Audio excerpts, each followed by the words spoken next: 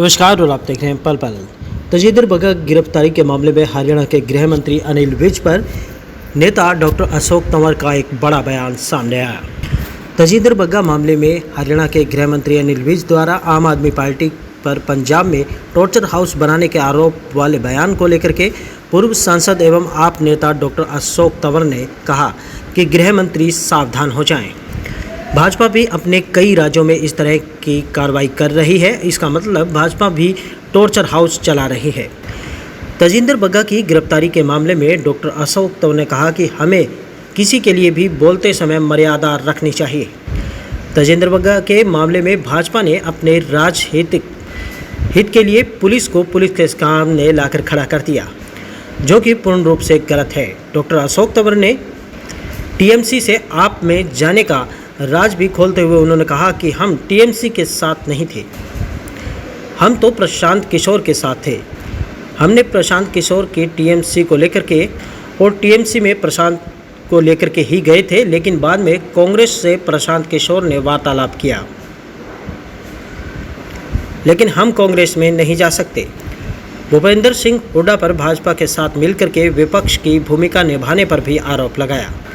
उन्होंने कहा कि आरएसएस के हेडक्वार्टर में भूपेंद्र सिंह हुड्डा माथा टेक करके आते हैं। घरेलू गैस के सिलेंडर के दाम बढ़ने पर उन्होंने कहा कार्रवाई को भाजपा डायन बताती थी, यानी महंगाई को भाजपा हमेशा डायन कहती रहती है, जो कि आजकल भाजपा के घर में ही रहती है। ये डायन भाजपा के घर में माँ, बेटी और बहन बनकर रहती है। ऐसे में भाजपा को जनता को बताना चाहिए। पल पल फतेहाबाद से राजेश भांबू की खास रिपोर्ट। ये जो तजिंदर बग्गा वाला एपिसोड हुआ है, इस पे आप कुछ कहना चाहेंगे? देखिए, ये चाहे बग्गा हो चाहे कोई और हो, जिस तरह की भाषाएं ये लोग उपयोग कर रहे हैं उसमें नेताओं की भी गलती है। बिजली मंत्री हमें चपरासी बता रहा है, भाई मैं तो चपरासी हूँ जी।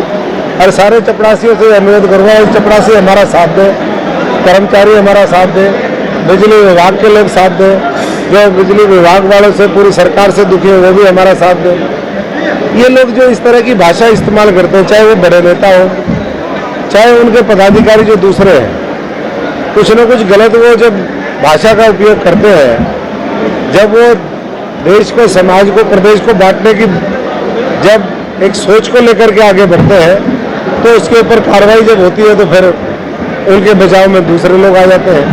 तो पहले तो उनको ही मर्यादा में रहना चाहिए और फिर उसके बाद अगर कोई कानूनी कार्रवाई हो रही है तो इस तरीके से पुलिस को पुलिस के सामने लड़ा करके राजनीतिक स्वार्थ की सिद्धि भारतीय जनता पार्टी या कोई भी और पार्टी उसको नहीं करनी चाहिए।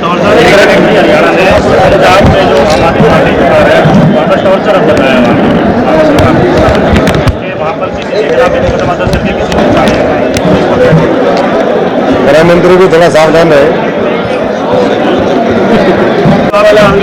में शीर्ष पद पर पहुंचे और फिर टीएमसी में, और अब आप में तो टीएमसी आप देखिए, टीएमसी में तो प्रशांत किशोर हमें लेके गए थे और हमने उनको कहा भी था कि भाई हमें टीएमसी की नहीं प्रशांत किशोर की जरूरत है।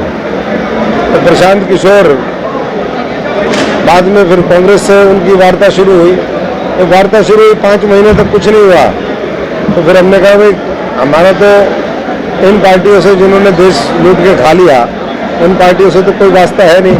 अगर प्रशांत किशोर की बात से निकल जाती तो आप कांग्रेस नहीं, मैं वही कह रहा हूँ, जब उन्होंने कांग्रेस से वार्ता शुरू करी तो हमने नमस्ते कर ली, क्योंकि कांग्रेस ने तो जिस तरीके से लोगों को मारा, पिछले हमारे सारे मेहनती और मजबूत साथी, आज अगर वही कांग्रेस ठीक से अगर फैसले लेती तो मैं समझता हूँ कि न केवल हरियाणा में बल्कि कई और प्रदेशों में सरकार होती है, हो सकता है देश में भी सरकार होती है।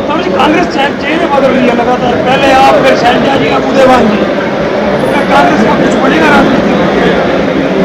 देखिए, ये जो चेहरे हैं ये हर दागी चेहरा है, वो कुछ कोई नकाब लगा करके आ जाता है, कोई वैसे है।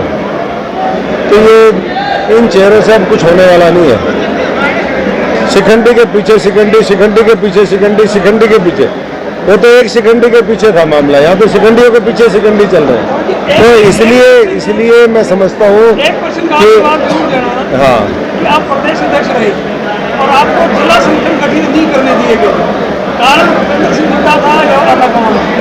देखिए, फैसला तो आला कमान ने करना होता है। या एक व्यक्ति को जो आप इतना महत्व दे रहे हैं, उस व्यक्ति के अंदर तो कुछ दम ही नहीं है। वो तो खुद आरएसएस हेडक्वार्टर में जाकर के धोख मार के आने वाला आदमी है। तो इसलिए इतना महत्व मत दीजिए। ना बीजेपी उनसे डरती, ना बीजेपी को पता है कि ऐसा आदमी तो हमारी गोदी में सरेंडर है। और जब तक ऐसे लोग कांग्रेस में बैठे रहेंगे, कांग्रेस का कोई भविष्य हो भी नहीं सकता। तो किन लोगों ने क्या क्या नहीं करने दिया, ये लोगों के सामने भी है और समय के साथ साथ और उजागर हो जाएगा कि लोगों ने भाजपा के इशारे पर खास तौर पे कांग्रेस को कमजोर यहाँ पर रहने दिया और वो आने वाले समय में कांग्रेस को उठने भी नहीं देंगे। और वैसे भी गांधी जी ने कहा था कि ये पार्टी खत्म हो जानी चाहिए। आज़ादी के समय में कहा था कि आज़ादी के लिए पार्टी बनी थी, ये एक आंदोलन था। जब उन्होंने अपने स्वार्थों के लिए इसको यूज करना शुरू किया, तब से इसमें गिरावट आई और वो गिरावट ही देश का भी पतन का कारण बनी। देश जिस तरक्की के साथ आगे बढ़ सकता था वो नहीं बनने दिया।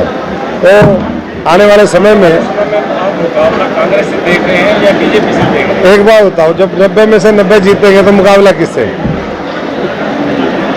10 में से 10 लोकसभा जब हरियाणा के लोग दे देंगे तो मुकाबला किससे? मुकाबले में कोई नहीं है। पूरा हरियाणा के अंदर करंट है बहुत जबरदस्त। सुनामी जब आता है तो कई हजार किलोमीटर तो पहले वो समुद्र में ऐसे ही चलता है, पता ही नहीं चलता कि सुनामी भी है। जब वो कोस्ट को टच करता है तब तबाही मचा देता है। तो तबाही तो मचेगी 24 में, लेकिन अंडर करंट चल पड़ा है और वो